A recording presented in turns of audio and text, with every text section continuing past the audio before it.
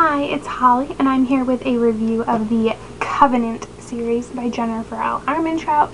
And so that series includes, and I'll give you my star ratings while I'm doing this, the prequel novella Demon, which I gave 3 stars, Half-Blood, which I also gave 3 stars, Pure, which got 4 stars, Deity, which gave 4 stars, and despite this sticker from Amazon, is not in fact autographed.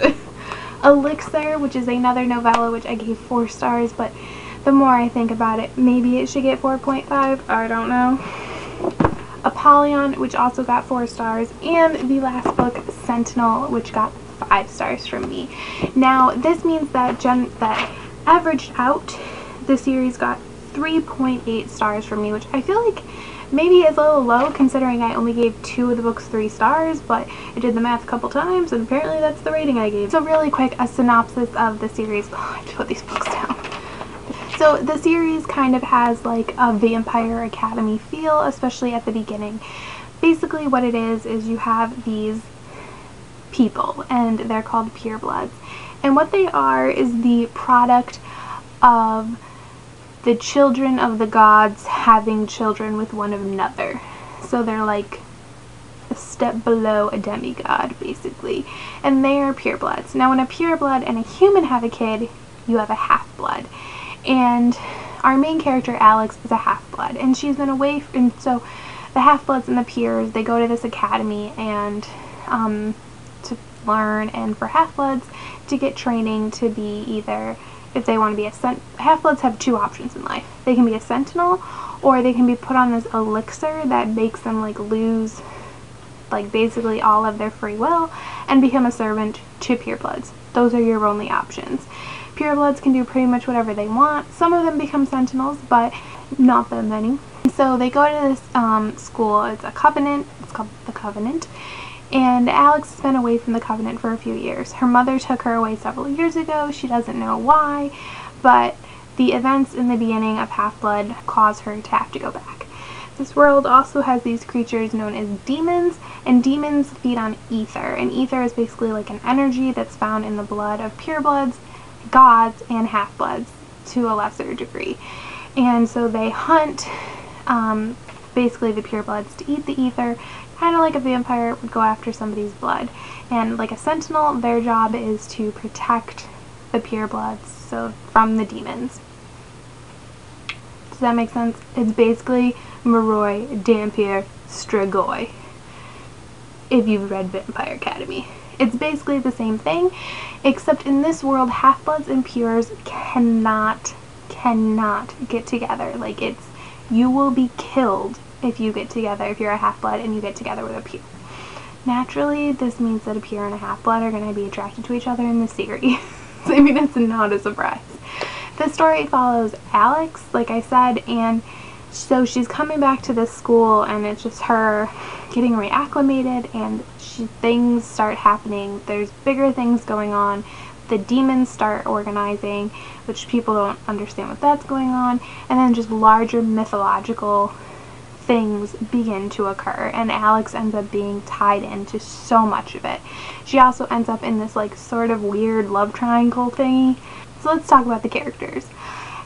Alex, I had some issues with, I'm not gonna lie. That's a huge part of why the first book only got 3 stars from me. I found her really annoying and silly, and I didn't understand the decisions she was making. I thought she was really immature. Now, in retrospect, having read the whole series, I do think that she grows a lot as the series progresses, and I can appreciate her arc and her development, but that doesn't change the fact that she pissed me off in the beginning. Like, I almost stopped reading because I couldn't handle her. Aiden is one of her love interests, and he is a pureblood, and I love him. He is fantastic. Elixir, one of the novellas, is from his point of view, and I loved his point of view. I loved being with him. He's really fun. If you've read the Lux series, he's not like Damon, like, at all. He has a few of his like personality things, but he's definitely not super aggressive. He's not super like sexual or anything. He's a really nice guy. He's funny, and he has this really interesting past, and I just really like him. And then there is Seth, and Seth is an Apollyon, which is basically, there's only one every generation, and it's a half-blood who has like all kinds of power. So it's kind of like this checks and balance system that's put into place for them. So he's there to make sure that the purebloods don't get out of hand. And he's kind of arrogant, he's kind of a man whore, and by kind of for both of those I mean he is in fact those things. And he's kind of a struggle to figure out how you're supposed to feel about him. He can be funny, but he can be annoying, and it's hard. And I said this in my written review for Sentinel, I think.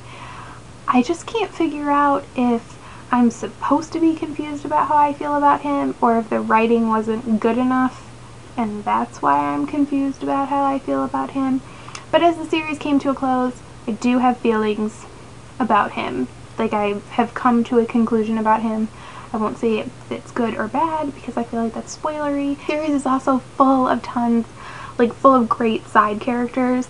They're great. Alex's best friend, Caleb, which I kind of appreciate her having a guy best friend where there's no lovey-dovey kind of stuff going on. For a while I was scared it was going to go that way, but it didn't.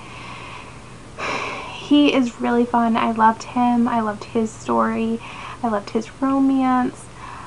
Leon, who is another Sentinel, is one of my favorite characters, hands down. A bunch of the girls in the series, the side characters, are also really, really good. Oh, another thing that's really interesting about this series, and maybe I don't know, warning, even though I feel like nobody should be offended by this at this point. The book does address some LGBTQ.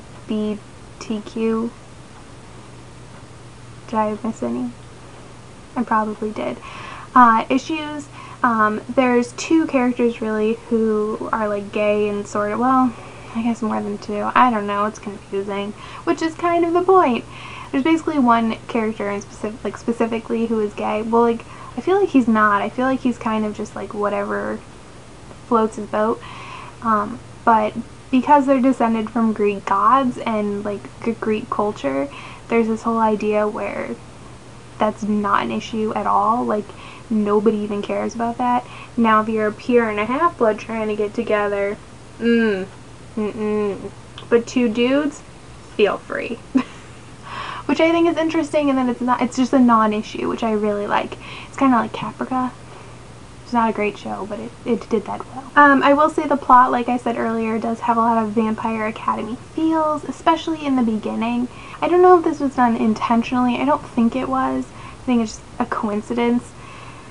But it's definitely there, and it can kind of be a struggle. Once the series goes on, once you get pretty far into the second book and as you go into the third book, it really starts to become its own thing. But for me personally, it was really hard. I kept comparing them in my head. It also has some Percy Jackson-y feels because it's mythology based, Greek mythology. I do think she does a fairly good job. Jennifer L. Armentrout does a fairly good job of building the world and giving you these characters. One thing I really like is at the beginning of all the books, and it's different every time, there's a little pronunciation guide. Now they don't tell you what these words mean necessarily, but they tell you how to say them. So demon is spelled D-A-I-M-O-N, which I always say Damon, and I feel like I'm always going to, but it's demon. Yeah, so it gives you a pronunciation guide, which can be kind of helpful because there's some fairly intense Greek language stuff going on, especially as the series continues.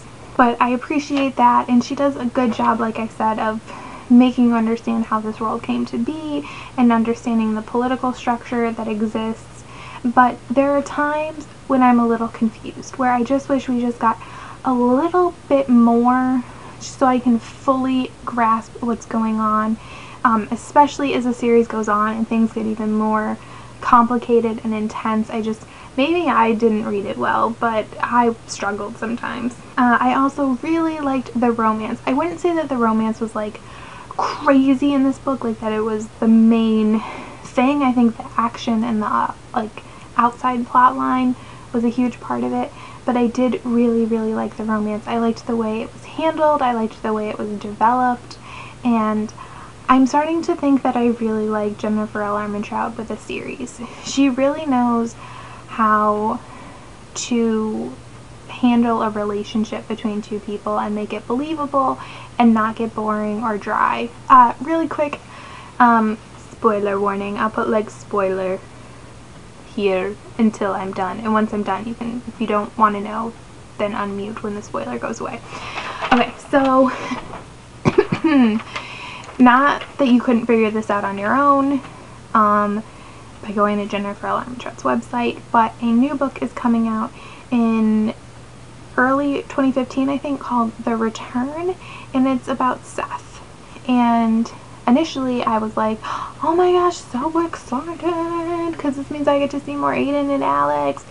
Woo! No. Apparently it's just going to be Seth and his love story. So it's going to be a paranormal new adult. I'm still really excited for it because I want to see Seth happy and everything. But I do wish we could see some Aiden and Alex. But yes, if you've read the series and for some reason didn't already know this, then there you go. So that's it. No more spoilers. Okay, so just really quick to wrap everything up. Would I recommend the series? I would say I would recommend it because it does get better, and I did think the ending was really good. Like, the last couple books were really, really strong. And if you read the first book and you feel kind of like, I would definitely say give the second book a try and then decide if you want to continue on or not. But if Pure still isn't doing it for you, the second book, then you probably would want to quit. And if you haven't read Vampire Academy, definitely read it, because I think these books would be more enjoyable if you've not read Vampire Academy, because you'll have less of the issue in your brain, like I had, of comparing them constantly. Let me know if anyone else has read both. Let me know if you had the same issue that I did. I kind of struggled the first time maybe if I reread, because the first time I read Obsidian, I did the same thing. I constantly compared it to Twilight, but then on the second read, I enjoyed it a lot more. So maybe if I reread Half-Blood like a few months from now or a year from now, I would feel differently. So just let me know if you felt that way. That being said, I feel like I always need to compare authors to authors, like authors to themselves. As much as I did enjoy the series, and I did, and I would reread it at some point, I think I like the Lux series just more. I like those characters more, I like the plot more. I think the plot from the get-go is a little more original, so that's always a plus. Those are my thoughts. If you've read the series and have anything you want to say, feel free to leave it in the comments below, and thank you for watching. Bye!